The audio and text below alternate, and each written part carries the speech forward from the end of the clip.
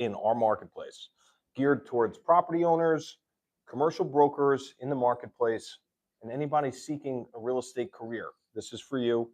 Tap in today. We're going to dive into the 5 commercial real estate trends that are happening right now. In our life, in CRE, guys, the business is exploding. We're getting listings, and these listings need to get out there. And thank God for Adam and the rest of the team because we are onboarding a lot this week. So, in our marketplace and in our market center, we're getting out there, pounding the pavement, and making things happen. So, I hope you guys are too, because at this moment in time, with the spring market ahead, if you're not, what the heck are you doing in real estate? Guys, this is farming season. So when you plant in the spring, you get rewarded in the summer. So all the business and all the activities that we're coaching around are really simple. It's find customers, make sure that you give them a good value proposition, buying and selling, and see how we can help solutionize for their problem in real estate. It literally gets broken down into that. Now, what are we focused on? Well, we're land development focused. So our CRE has heavy industrial, heavy retail office conversions, and heavy land development, maybe even old buildings, single families, two families, that we turn into 20 homes for people that walk their daughter and their son through the street, that ride their bicycles, that lock up that scooter that they go on downtown with, right there in that building. So what we look to do is we look to advance our streetscape. So when you're locking in with us today, understand we're coming from this standpoint of wanting to help out the community, wanting to help out your careers and untap all the value that you have in the property that maybe you're not aware of. So let's lock in and jump in to the 5 real estate trends that are happening in CRE today. Trend number 1, guys, everybody is talking about it. Power, data centers. I mean, shoot, if you own a Tesla, you know what I'm talking about. You got to get power to these cars, or a hybrid or an electric. I mean, literally, when we go to the Tesla supercharger, things packed. And in our area, they just keep popping up, boom, boom, boom, boom, boom, boom, boom, boom, because it seems like it's got a good business model. These things charge quickly. So when we look at power, where are we getting it from? Guys, we're getting it from people building new power on CRE properties. Now, here's the big difference. They're going to be macro acres, 10, 50, 100-acre sites. These big power plants that are going to be generators are converting. They need environmental impact studies and they need megawatts to be hit, but that's what's happening. So industrial and advanced manufacturing tenants are in fierce competition with tech giants for essential power connections, making sites without adequate power unavailable. So what does it mean? It means that your site, if you own a giant site, maybe in the middle of nowhere, and you're able to get an environmental impact study and get megawatts on your site for a data center, bingo, that's the old way that fracking used to be done back in upstate New York. My uncle came to me once long ago, said, I think that they're going to be fracking under the ground and they're willing to pay X amount. I looked at the number. I was talking with my dad and we were at a family reunion. The number was crazy. So when I look at this and I say, wow, maybe that's the new way that people are untapping that new value. So where is it for you? Where is it in your brokering career? That's what I look for, and how do we help? So the first big trend right now is look for power availability. It's the new prime location factor, i.e., talking with a customer and a very close friend. He owns a site. It's damn near 90 acres. All of a sudden, you can carve out possibly large industrial, data center, advance this site in multiple formats and untap tons more money, 2, 3 times what the value site could be. So if you're losing or you're seeking a site that's in horrible condition, why don't you look at where a beautiful condition can be in something new? And that's our first trend, power availability. Advancing onward to trend number 2. Guys, market dynamics and opportunities understand that when cycles of money start moving, that there's opportunity, okay? What we're seeing is commercial mortgages are maturing in 2026 faster than ever.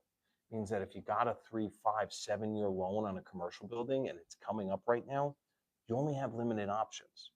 Those options that you have are refinance the building. Maybe it's with the same lender, maybe it's with a different lender. Who knows? Check rates. You sell the building, i.e., you hire us, ERG, commercial broker, somebody that's going to untap that value and sell the building for you.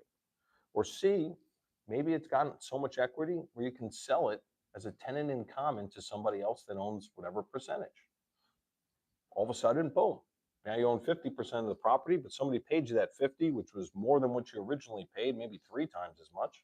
So you did free cash flow for yourself. Look at those options. Maybe you go, hey, look at this property. We can carry it ourselves and we can advance it into a development, or we can keep renting it out, refinance and advance it into a development. Maybe there's some untapped potential there. That's what I'm describing to you. So with 875 billion in commercial mortgages maturing, lenders are increasingly impatient. They're getting stricter and impatient. It's like your parents when you did something wrong all week. You still were allowed out, but it wasn't 12 o'clock. It was back at 10:30. That's what I'm talking about. So they're getting stricter. You can still go out. You're back at 10:30. Not to mention, here's an AirTag and here's a tracker. It's like, oh God, as a kid, right? But you still went out, you had fun, you forgot about it, nothing mattered. So that's what we're doing right here. Our angle, challenging environment presents significant buying opportunity. Guys, ample dry powders on the table, from private equity to institutional to even mom and pops. Talk with sellers all the time. Their $2 million building now worth $8 or $10 million, 10, 20, 30 years later, right? A lot of money. So what am I going to do with this money and where am I going to put it? Bruce, what the heck do we do? Well, here's some options. So outline options as to if you're a seller and you're in this phase where you got to get it sold or refinanced, give options. Who gives you options? Real estate brokers like us. People that will give you a valuation based on the 3-step process for valuing commercial real estate that ERG specializes in, which is our price per square foot, income and expense, and dirt to dollars development potential. Make sure you understand all 3 of those before you do a refinance or a sale, because maybe, just maybe, one of those options is a better fit for you that you didn't know about. I'm here promoting and teaching everybody. Look at your elephant, that property, from all angles. If you look at it from the front, you're not going to see what's on the back. If you look at it from the side, you're not going to see what's on the front. So look at it from all angles. So if you're looking at your property and you're seeing this should give you confidence and empower you to make the right choice. And if you're in CRE, man, one choice will set you back 10. That's why we can't afford to have that mistake made. So don't do that in your business. And I fear for everyone here that thinks they know what they're doing in CRE and doesn't. Now, I don't jump out of my own waters, and neither should you. So focus on being a specialist. We handle this in that manner because we know that if it's something that we don't focus on, we refer it out. All of the brokers that work with me and everyone in our team knows we look at specialty. So should you. So if you're specializing in something, look at it from the capital perspective. If I'm making a lot, where can I specialize in? Saving the money that you just made via a 1031 exchange. It's a way that you can take profits and capital gains that you have in one asset, maybe that your family owned, maybe you've owned for 5, 10, 20 years, and buy something new. So you bought a $2 million building.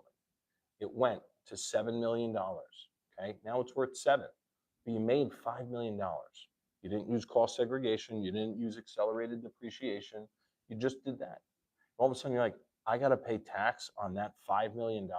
What's a way around that that's above par that everyone does? Well, it's a 1031 exchange.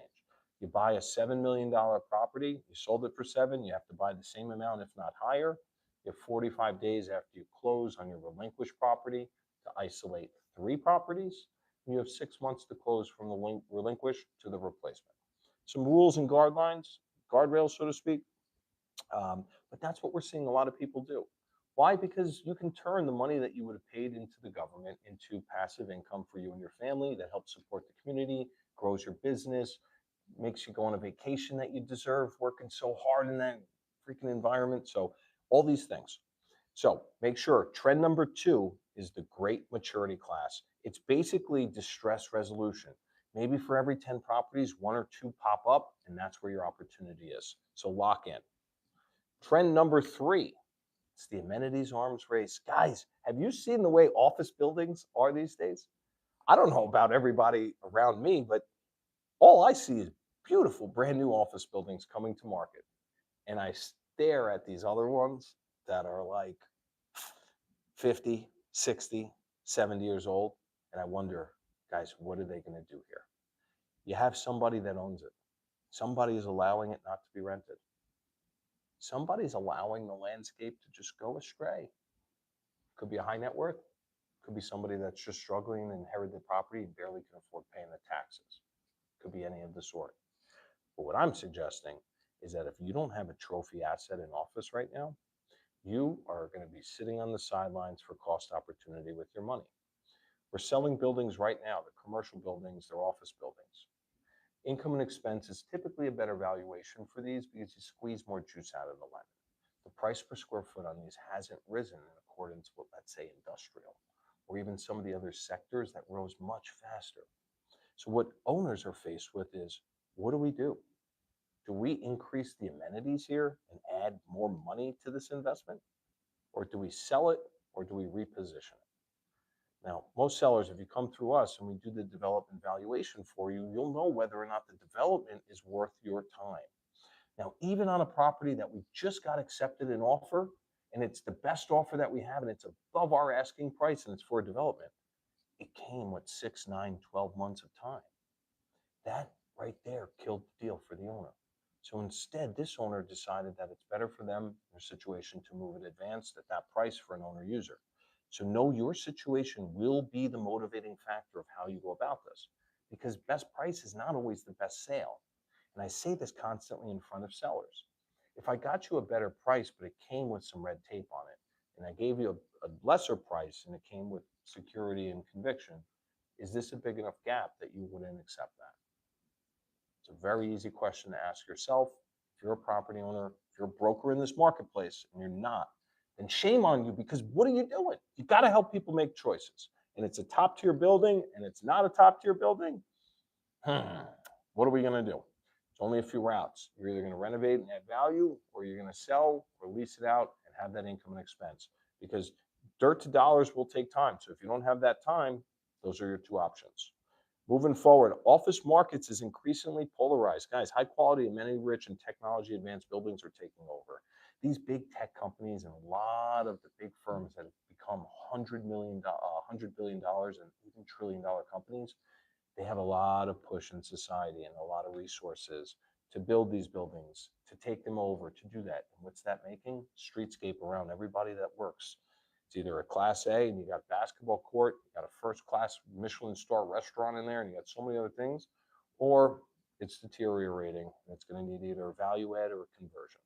Think about that when you get into your next building. It's office, you're over 20 years old.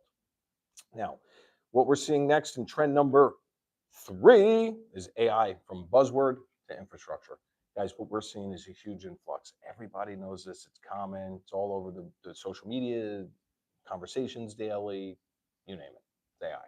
Now, we implement a lot of AI in our business. When working with our agents, our team, we are implementing AI as much as we can, as much as we could, that verifies what we're doing, because we do understand that chat could make mistakes. We do correct for those mistakes, and we then put our spin on this AI empowered agent side of connections. So we do that. My encouragement is to use the AI as your application, but show up as yourself. When I use AI, I use it to increase the efficiency of my brain. So I don't have to do all of that, because I know the information, I can share it. So if you do understand what you're going at and what product offers you're putting out there, and you're a high level of confidence, man, you can just use AI for a couple of things and it automates your business. And boom, you're up and running. You cut 20, 30% of the tasks that you wouldn't otherwise want to do, the ones that drag you down from creating the content, from selling, from doing all the things that you want, being on the phone and creating relationships. So know that. Use AI also. What we're untapping tons of value in is AI in our financials. No, if you can do things much faster with just typing in certain prompts from financial models, you are doing it much more efficient than everybody else. And you're seeming as if you did tons of work, but you did it quickly because you knew the prompts and you knew what you were looking for. Simple as that. If you promote the educational side and understand the concepts to apply, you will be able to apply them and look like a winner. And that's exactly what we want to do. We want to shift it to your competitive advantage. And our competitive advantage is going to be basically understanding that AI is like a location. If you know how to use it properly and it's the best there is, that's the best location you could possibly go. Everything else outside of AI is only lesser location, right? So think location, location in real estate, and think AI, AI, AI. Wow, right? A lot. I know. Here's the thing. When we started with AI, I didn't go into let me do every AI. I just wrote down about 20 different AI programs that I'd studied throughout YouTube, understanding different coaching, my market center, everyone that's around us, everyone that could add feedback. And then I started understanding how to go through it one by one and seeing what do I need right now? Not what do I need in a year? What do I need in 5 years? What do I want? What do I need right now? We figured out what we needed right now. We plugged that in. And those things could be simple. For us, it was lead automation. That's where we focused initially early on. And what you should do is figure out where is your issue. That's where you should implement AI. No three-step process to being the best in AI at all. It's just use one program and then try to use another one after you master that one. It's as simple as that. Trend number 4, moving ahead here into the silver tsunami. Our senior housing market hits a pivot. Guys, everyone that knows me recently knows I lost my mom. And it's heartfelt to me. My mom was my best friend. She was somebody that was just entering into that senior years, and God decided that He wanted her beside him. You know, bigger, better plans, right? She's here in spirit, and I look at this. But what we were talking about, her and I, a lot of mornings was senior housing, and the difference between how once you hit about 70 years old, your body just ain't the same. Now, I know that everyone could say, I'm going to be Superman and go to 100 and all that. I'm with you. But let's hit reality button real quick. If you have parents, if you have people if you know like I know, maybe they're not walking as they used to. Maybe there's a little bit of an arm hit. My mom's case, she had problems even moving her left arm. She had to raise it with her right. Maybe you're dealing with something similar like I did. And I'm dealing with a lot of different issues that you have to put into play for housing. Now, when we look at this, especially with Trelia, we look at minimizing stairs. We look at the way that the wider hallways need to be so that when you move furniture in, you have different ADAs, it's a little bit easier. Those are things we care about personally because when you look at our trends, I look at it and see my family and I see other people's family. Why not hit and solutionize for things like this, especially if you could? So it makes me emotional and impacts me because I care. And you should too. So demographic shifts as our baby boomers are beginning to hit 80 years old. Guys, the first ones are 80. I don't know about you, but that's a big number in age. I have friends that are 82, 83, 84 years old. They look amazing and they're great. And I'm so proud because, man, if you get to live to 80 years old, dude, you are ahead of the curve. You know how many people left you beforehand? Lost my best friend when I was 23 years old. Never experienced that, right? Before you do. So love, love, love life. And if you're hitting these numbers, man, let's look at supply shortage and record occupancy because these baby boomers, 75% of the wealth plus in the country. So if it's passing through, let's give a little pass to them with increased housing that hits that. Now, what does that mean? It means that 55-plus-year-old communities for building new developments has become very popular. Why? Because the people buying them need that product. So that's where you're seeing an incentive for these projects to come to life. And I tell you, townhouses are great. You have minimal stairs, you get an entryway garage, one flight, 2 flights up with a landing. These things are very important. Or maybe you do the ranch style where it's raised and you can have the car elevator up or a car chart that brings you up. These small differences. Multifamily developers pivot to senior living because it is the demographic that's happening. When we look at these townhouses that are built that are 3 stories where you have 12-foot high staircases, who do you think's buying those? I don't think an 8-year-old is. So understand all these different products are not the same. So when you see, oh, house, oh, townhouse, oh, single family, oh, they're all different. And I say that too because even multifamilies, apartments, maybe they're 2 floors versus 1. Those differences are the devil in the details. And it makes such a big impact on the outside project. So when we look at it and we cater to a successful project and you have these and then they buy them all, don't be surprised because I'm talking to you right now. These are the trends that are hitting and these are the people with money. So if you're a property owner, you're thinking about downsizing, you want to hit a community that's got some great amenities because that's what's coming around the bend, then you're going to have great product and you're going to have a family community oriented culture, which allows you to live your life longer. When you look at studies, the Ikegawa way, when you look at the most advanced communities living the longest, there's communal value in there. And that means that you have a purpose every day. So these things are impactful. Now, many towns, they want to be isolated and just by themselves on these big plots of land and live till they're 100. Guys, you ain't living to 100 by yourself in the middle of nowhere, I'll tell you that. Very low probability. You need people around you and you need help. So if you're one of those people, and God bless you, just keep moving west out of New Jersey because we want people that want more communities within it because we are a community. Everyone in North Jersey, you hit a football in the next town line over here, literally. I mean, go behind me in Fort Lee. You hit Edgewater, you got 10 towns going there within a mile. If I go to Florida, one town is 10 to 12 of our towns. So understand where those differences come into play and how you can attack them into your opportunities. Now, we've gotten to the end. These are our 5 real estate trends in CRE. I'm going to be locked in weekly giving you these CRE trends to make your business, make your property, make your career starting off in real estate as awesome as possible. I want to give you as much knowledge and sharing from the last 15 to 20 years I've been in this real estate career, kicking ass, taking names, and also taking punches and taking shots. Because let me tell you one thing, if you're in this business for a long time, you'll win, but you're also going to take your punches too. And that's why you get smarter and sharper. And we're here to bring you all of that knowledge that we brought to the table from those licking of our wounds and our scratches to you to be a shiny object so that you can succeed owning a property, brokering it, or just starting in real estate. Thanks for tapping in today to Real Estate Rewired Live. Check in next week, Wednesday at 10 a.m. We're going to bring it right back at you. In the meantime, make it a great week. Look forward to seeing you guys again soon. Also, like, subscribe. We need to grow our channel to bring more resources and opportunity to you guys out there. So if you can hit like, subscribe, and share this channel out, it would mean the most to me. Thank you.